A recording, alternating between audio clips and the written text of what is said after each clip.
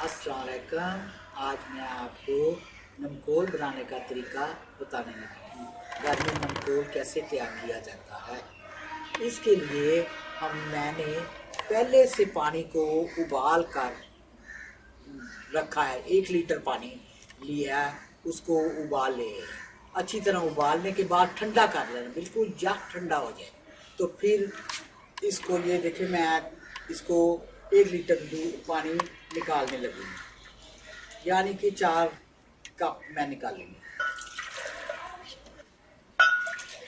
ये मैंने उबाल कर ठंडा किया हुआ, अच्छी तरह से ठंडा किया। इसमें क्या करना है, 1 चम्मच चीनी का ले लें। ये देखो चीनी, ये चीनी है, इसका 1 चम्मच मैं ले रही हूँ, जो इसमें मैं डाल रही हूँ। 1 चम्मच चीनी डाल दी। अब इतना सा मैंने नमक लिया, इतना सा, ये देखिए चुटकी के बराबर ही होगा नमक। ये नमक है, ये मैं इसमें डालने लगी।